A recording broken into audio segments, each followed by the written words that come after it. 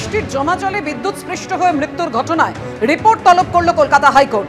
রাজ্য সরকার, কলকাতা পুরসভা এবং সিএসসির রিপোর্ট তলব। বিচারপতি সৌমেন সেনের ডিভিশন বেঞ্চ রিপোর্ট চেয়ে পাঠিয়েছে। ক্ষতিপূরণ নিয়ে কি ভাবছে রাজ্য, জানাতে হবে এই রিপোর্টে। নিকাশি ব্যবস্থা নিয়ে রিপোর্ট দিতে কলকাতা পুরসভাকেও নির্দেশ দিল ডিভিশন বেঞ্চ। দুর্ঘটনা এড়াতে কি পদক্ষেপ নিয়েছে সিএসসি, জানাতে হবে রিপোর্টে। আগামী 7ই নভেম্বর এই মামলার পরবর্তী শুনানি। বৃষ্টির পরে যে লেভেলের ওয়াটার লগিং হয়েছে তাতে কলকাতার যে ড্রেনেজ সিস্টেমের ব্যবস্থা, তার যে কি দুরবস্থা তা সকলের কাছে এখন প্রকাশিত হয়ে গেছে। আমরা দেখেছি প্রায় 7 থেকে 10 জনের মৃত্যু। ফলে আমরা অল ইন্ডিয়া লয়ার্স ইউনিয়ন এর পক্ষ থেকে আদালতের কাছে একটা আমাদের কোর্টে চিফ জাস্টিসের কাছে একটা মেল পাঠিয়েছিলাম। দাবি রেখেছিলাম তদন্তের, দাবি রেখেছিলাম যারা ভিকটিম ফ্যামিলি তাদের কম্পেনসেশনের, এবং যারা রেসপন্সিবল এইসব ঘটনার জন্যে তাদের দায়বদ্ধতা ফিক্স করার জন্য। আজকে আদালত সিএসসি, কেএমসি এবং স্টেটকে রিপোর্ট ফাইল করতে বলেছে। আগামী 7ই নভেম্বর এই মামলায় আবার শুনানি হবে। আদালতের এই রিপোর্ট চাওয়া প্রসঙ্গে কি বলেছেন শ্রমিক ভট্টাচার্য, কি বলেছেন অধীর রঞ্জন চৌধুরী? পরপর বিজেপি ও কংগ্রেসের প্রতিক্রিয়া। হাইকোর্টের কাজ করেছেন, আইন আদালত ভিন্ন বিষয়, ওটা কোর্টের সিদ্ধান্ত হবে। আমরা শুধু কোর্টেও নেই, মাঠেও আছি। আমরা আমাদের মতো করে বলছি, পশ্চিমবঙ্গের মানুষ সিদ্ধান্ত নিয়ে ফেলেছে। মনে রাখবেন, মানুষের জন্য আদালতের জন্ম হয়েছে, আদালতের জন্য মানুষের নয়। মানুষের আদালতে এটা প্রতিষ্ঠিত, যেটা প্রাকৃতিক বিপর্যয় নয়, এটা প্রশাসনিক বিপর্যয়। এটা তৃণমূলের ব্যর্থতা, অপদার্থতা, তাদের কারণেই ঘটনা ঘটেছে। বৃষ্টি হলে জল জমবে, ঠিক আছে, বন্যা পরিষেবা ঠিক আছে, কিন্তু এইভাবে বিদ্যুৎ পৃষ্ঠ হয়ে একের পর এক মানুষের মৃত্যু মিছিল আমাদের সকলকে অবাক করে দিয়েছে এবং এই সরকারের চূড়ান্ত ব্যর্থতাকে, এই সরকারের নগ্ন প্রশাসনকে আজকে মানুষের সামনে প্রকাশ করে দিয়েছে। এই সিইএসসি পশ্চিমবঙ্গে বাণিজ্য করার জন্য কোটি কোটি টাকা তৃণমূল পার্টিকে ঘুষ দেয়। আমি দায়িত্ব নিয়ে বলছি, আজ মমতা ব্যানার্জি চিৎকার করছেন, দোষ দেওয়ার চেষ্টা করছেন। এই দোষীদের তো আপনি এখানে পোস্টার দিয়েছেন, তাই সমস্ত দোষ পশ্চিমবঙ্গ সরকারের, সমস্ত দোষ তৃণমূল পার্টি, সমস্ত দোষ মুখ্যমন্ত্রী। আজকে একেবারে বাইরে খটখটে রোদ, যদিও দু জায়গার ছবি এই মুহূর্তে আপনাদের সামনে তুলে ধরবো যেখানে অন্যরকম ছবি দেখা যাচ্ছে। বাইপাসের ধারে অজয়নগরে সার্ভিস রোড, যেখানে রয়েছে উদিতা আবাসন। এই আবাসনের ভেতরে এখনো জল জমে রয়েছে। পাশাপাশি ম্যান্ডেভিলা গার্ডেন্সের ছবিও কিন্তু আপনাদের সামনে তুলে ধরছি। একতলা সম্পূর্ণভাবে জলমগ্ন ম্যান্ডেভিলা গার্ডেন্সের বিভিন্ন দোকানে এই মুহূর্তে জল ঢুকে গেছে এবং দোকানের সামগ্রীও নষ্ট হয়ে গিয়েছে। উদিতা আবাসন যেখানকার ছবিও পাশাপাশি আপনাদের সামনে তুলে ধরছি। দুর্যোগের পর 2 দিন ইতিমধ্যেই কেটে গিয়েছে, কিন্তু এখনো উদিতা আবাসনের ভেতরে জল জমে রয়েছে। সেই ছবি ঘুরে দেখলেন আমাদের প্রতিনিধি।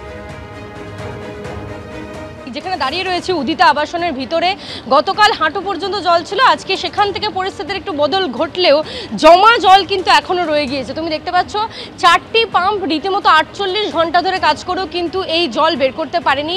আবাসনের যারা আবাসিকরা ছিলেন তাদের মধ্যে 50% মানুষকে কিন্তু বেরিয়ে যেতে হয়েছে। হোটেলে এখন এই মুহূর্তে তারা রয়েছেন এবং তারই সঙ্গে যারা বয়স্ক মানুষ, অর্থাৎ ইলেকট্রিসিটি যেহেতু বন্ধ করা হয়েছে, বিদ্যুৎ সংযোগ বিচ্ছিন্ন সম্পূর্ণ অ্যাপার্টমেন্টে যারা বয়স্ক মানুষ তারা দুর্বিষহ পরিস্থিতিতে রয়েছেন। অনেকে রয়েছেন এরকম যাদের ভেন্টিলেটর সাপোর্টে থাকতে হয়, তাদের মেশিন পর্যন্ত চলছে না। ভেন্টিলেটর, মনিটর, অক্সিজেন অ্যান্ড দের আর সিপ্যাপ, বাইপ্যাপ, এরকম অনেক কিছু মেশিন যেগুলো থাকে, মেডিকেল মেশিন, ওগুলো দরকার থাকে যেক্ষেত্রে ইলেকট্রিসিটি, তার জন্য আমাদের একটা ব্যাকআপ থাকে, ওই ব্যাকআপটাও শেষ হয়ে গেছে। গত 3 দিন ধরে এরকম পরিস্থিতি। 48 ঘন্টা পরে সিএসসির যারা প্রতিনিধি, যারা কর্মী, তারা আজকে এসেছেন এবং 2 ঘন্টা আগেই তারা এসেছেন। 4টে পাম্প কিন্তু অবিরত কাজ করে যাচ্ছে, গতকাল থেকে লাগাতার সেই 4টে পাম্প কাজ করছে। অথচ জল বের করার যে ব্যবস্থা, সেই ব্যবস্থা কিন্তু ভেতরের যে ম্যানহোলগুলো, সেগুলো বাইরের থেকে যে সমস্ত দোকান রয়েছে সেখান থেকে প্লাস্টিক ফেলা হয়, এরকম অভিযোগ করছেন তারা। এবং তার মাধ্যমেই কিন্তু সেই ম্যানহোলগুলো কিন্তু অকেজো হয়ে গেছে, সেখান দিয়ে জল বের হচ্ছে না, সেগুলো বিকল হয়ে গিয়েছে এবং সে কারণেই কিন্তু দেখতে পাচ্ছ যে পাম্প লাগিয়ে জল বের করার চেষ্টা চলছে। এক্সপ্লেন করা যাবে না, কেএমসির কোনো প্রতিনিধি এসেছিলেন? হ্যাঁ এসেছিলেন এমনি, কিন্তু এটা এই প্রবলেমটা বাস্তব প্রবলেম। এই ল্যান্ডটা নিচু এবং জলটা যেখানে গিয়ে পড়বে 3-4টে পাম্প অবিরত কাজ করছে, তাও জল বের করা কেন সম্ভব না? যেখানে জলটা গিয়ে পড়বে এটা তো ম্যানুয়ালি পাম্প করে বার করা হচ্ছে না। তো এবারে 3-4টে পাম্প দিয়ে জল বেরোচ্ছে, কিন্তু সেটা অনেক স্লো। আরও দরকার ছিল কেএমসির পক্ষ থেকে, এখানে ইনিশিয়েটিভ নেওয়াটা দরকার ছিল বেশি। আবাসিকরা বলছেন যে কেএমসির পক্ষ থেকে ব্যবস্থা নেওয়া উচিত ছিল, শুধুমাত্র উদিতার মেকানিজম দিয়ে এই জল বের করা সম্ভব নয়। একদিকে উদিত আবাসনের ভিতরে জল জমে রয়েছে 48 ঘন্টা পরেও কখন এই জল নামবে জানেন না আবাসিকরা। অন্যদিকে বালিগঞ্জের ম্যান্ডেভিলা গার্ডেন্সের আবাসনের একতলা তো 48 ঘন্টা পরেও জল জমে রয়েছে। দোকানের মধ্যে জল ঢুকে নষ্ট হয়ে গেছে চাল ডাল সহ নিত্য প্রয়োজনীয় জিনিস। বড় ক্ষতির মুখে পড়েছেন ব্যবসায়ীরা।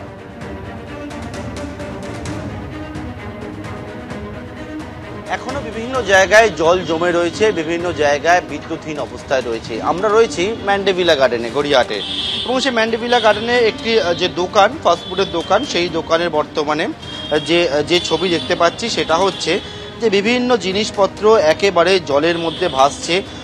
যারা এখানকার কর্মীরা রয়েছেন দোকানে, তারা একেবারে জল থেকে কি জিনিস বর্তমানে কি রয়েছে সেই সবটা তুলছেন, দেখছেন, এবং বিভিন্ন জিনিসপত্র জলে একেবারে পড়ে রয়েছে। এবং জল থেকে দেখতে পাচ্ছি যে চাল তুলছেন তারা, জলের মধ্যে এরকমভাবে পড়ে রয়েছে চাল। বিদ্যুৎহীন অবস্থায় রয়েছে দোকান, বাইরে বিভিন্ন জিনিসপত্র।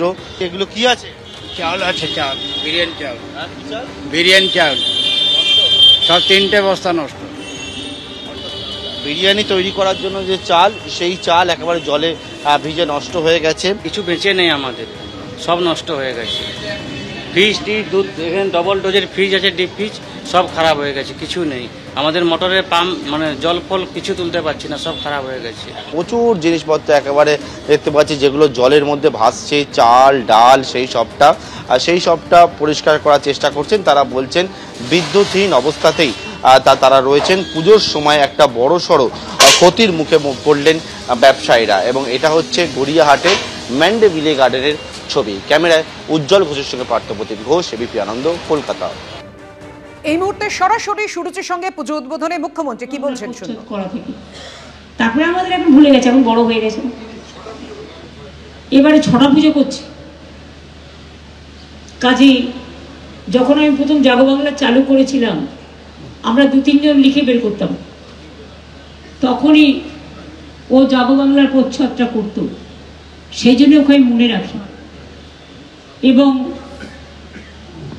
আপনাদের সকলকে যারা পুজো দেখবার জন্য দাঁড়িয়ে আছে, অলরেডি চতুর্থী সন্ধ্যা, অরূপ এমনিতেই ডিলে করে, এটা চালাকি না সময় দিতে পারে না বলছি, বুঝুন, চালাকি না ইচ্ছা করে ভাও বাড়ানো, যেটা চলতি ভাষায় বলে, সেটা আমি জানি না। সেই জন্যই সবচেয়ে দেরি করেও করে। আর সব পুজোর কিন্তু উদ্বোধন হয়ে গেছে। আমি আজকেও বডিগার্ড লাইনে পুলিশের প্রোগ্রাম করবার আগে প্রায় 17 ভার্চুয়াল পুজো সব জেলায় উদ্বোধন করে এসেছি। গতকাল আমি কলকাতার 100 ক্লাবে নিজে ফিজিক্যালি গেছি, নেমেছি, উঠেছি, প্রদীপ জ্বালিয়েছি, ফুল দিয়েছি, ফিতে কেটেছি। তার আগের দিনও জল হয়েছিল বলে আমি নামিনি, 3 দিনের প্রোগ্রাম 1 দিনে করেছি। তাছাড়াও আজকে আমাকে এখন বৃদ্ধাশ্রমেও যেতে হবে, সেজন্য আমি চেতলাটা ববিকে নিয়ে, যেই দেখলাম আমার 60-40টা প্রোগ্রাম শেষ হয়ে গেছে, আমি বললাম টাইম কেন নষ্ট করবো, ববিকে বললাম কোথায় আছিস? ও যাচ্ছিল উত্তরের দিকে, ওকে ডেকে নিলাম। ডেকে নিয়ে পুরো রাতটা, মানে পুরো সন্ধ্যেটা, রাত্রি পর্যন্ত চেতলাটা পুরো ঘুরে দিলাম। যেগুলো জায়গায় যাই, এমন কোনো জায়গায় দেখাতে পারবেন না যেগুলো আমি যাই, আমি একটাতেও যাইনি, বরঞ্চ বেশি গেছি।